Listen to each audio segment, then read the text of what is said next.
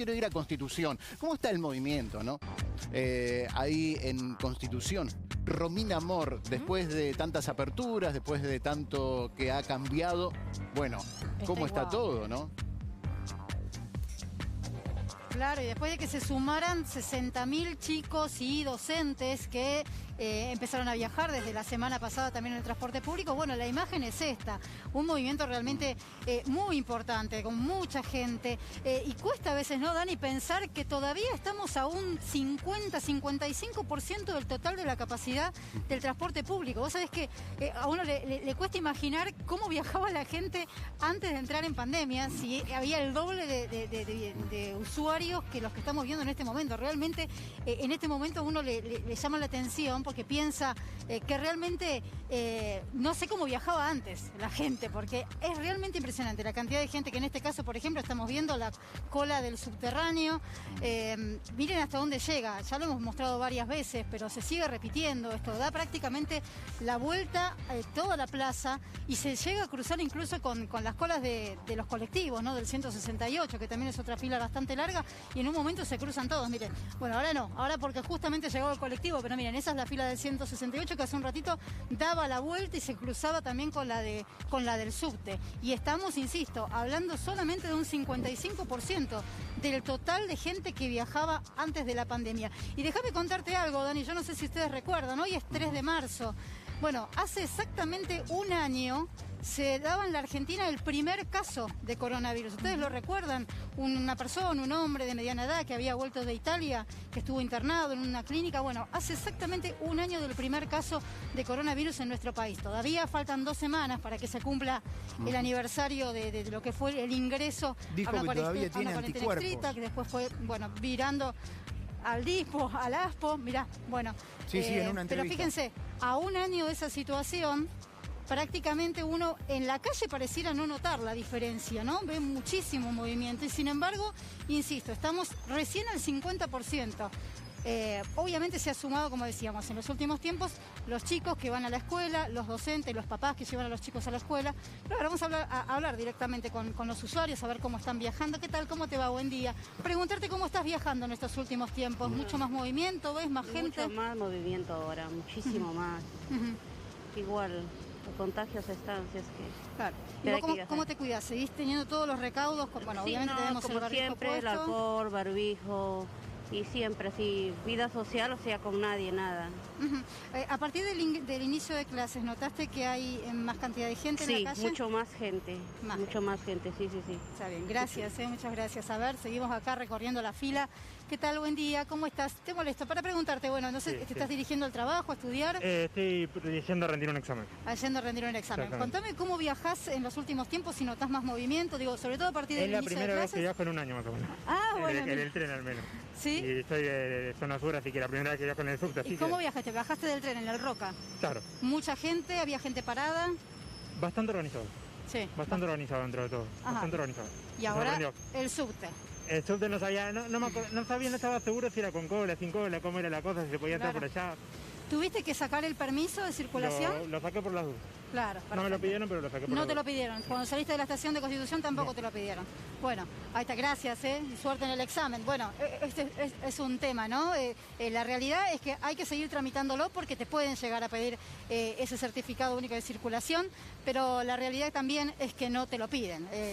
Yo que he viajado también, entré en estos últimos tiempos, nadie está controlando eso. Sí acá en el subte, sí acá, lógicamente, acá el gobierno de la Ciudad de Buenos Aires tiene un control, solamente ingresan aquellos que muestran ese permiso. Y después en un ratito te voy a contar, Dani, cómo sigue siendo el tema de viajar parado o no.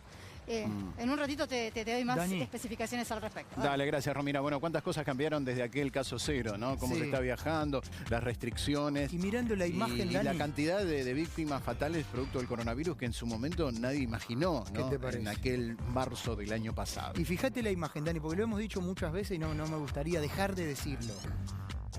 Démosle el crédito al pueblo trabajador que, como muestran las imágenes, se sigue cuidando. Digamos, esa es gente que tiene que ir a laburar. Y es gente que todavía sigue con el tapaboca. Sí, dentro de lo que puede, ¿no? El distanciamiento ahí es imposible. Claro, pero el tapaboca sí. Es clave esto. Digamos, ayer 6.000 y pico de casos. Si se dieron 6.000 y pico de casos casi con una normalidad,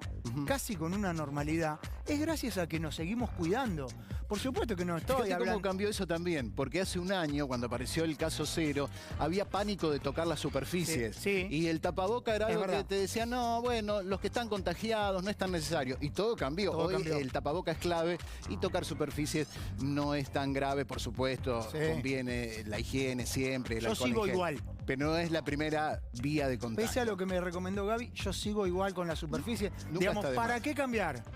¿Para qué Nunca está de más. Pero había como una paranoia de Claro. no tocar algo que había tocado otra persona. Bueno, cambió mucho desde aquel 3 de marzo del año pasado. En un ratito la seguimos. Romy, dale.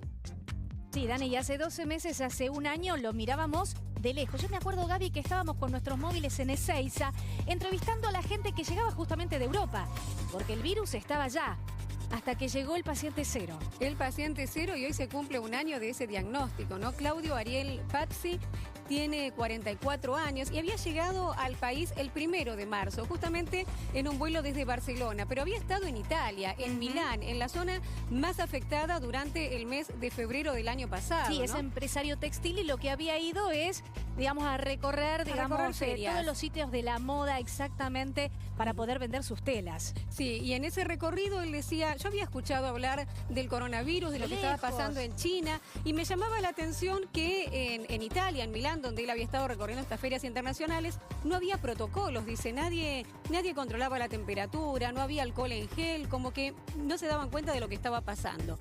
Él no pensó que tampoco le podía pasar a él. De hecho, cuando regresó en el vuelo, dice, dormí 12 horas seguido y cuando me desperté me empecé a sentir mal, afiebrado, cansado. Sí, y su hermano lo había venido a buscar y de hecho en el taxi o en el auto Sí. que lo regresaba, ahí empezó a tener fiebre, palpitaciones y le pidió que lo llevara a la clínica. Claro, le pidió que lo llevara a la clínica a controlarse porque él tenía que hacer un viaje al otro día a Brasil. Y dijo, bueno, me voy a controlar antes de viajar para ver cómo estoy, pero sin darle demasiada importancia. Le hacen el hisopado, él queda internado y a los 2 días, un 3 de marzo como hoy, pero del año pasado, se juntan los médicos y le dicen, bueno, usted es el paciente cero, el diagnóstico es positivo, tiene que quedar acá internado por 2 semanas, ¿Cómo? tiene que hacer 12 aislamiento. días. Y él ¿Se decía, pero acuerda? si yo me siento bien, yo ya no tengo fiebre, Porque estoy fue leve en perfecto. realidad. Claro, fue muy leve, tuvo solo esa febrícula, digamos, cuando regresó del viaje, después no tuvo nada más. De hecho, cuando comenzó a conocerse la noticia, que él estaba internado en el sanatorio Agote, había anécdotas como que, por ejemplo, él grababa videitos, pedía sushi. Sí, lo habíamos puesto. Claro, Sí. Gaby, bueno, en ese entonces cuando le pedí a la enfermera, ahí no me van a traer sushi, y todos nosotros nos reíamos, tenía que ver con la inconsciencia que vivíamos en no ese sabíamos momento. lo que se nos venía. Porque 6 meses después, seguramente nadie hubiese realizado ese chiste, ni tantos otros de los que nos mofábamos. Pero claro, era la inconsciencia de no vivir justamente lo que se estaba viviendo en ese momento en Europa. Exactamente, no sabíamos lo que iba a pasar, pensamos que tal vez iban a ser un par de casos y que se iba a poder Tal controlar cual. y un año más tarde seguimos estando en una situación muy pero muy complicada. Bueno, se cumple un año hoy de aquel caso cero. Gracias, Gaby. Seguimos así.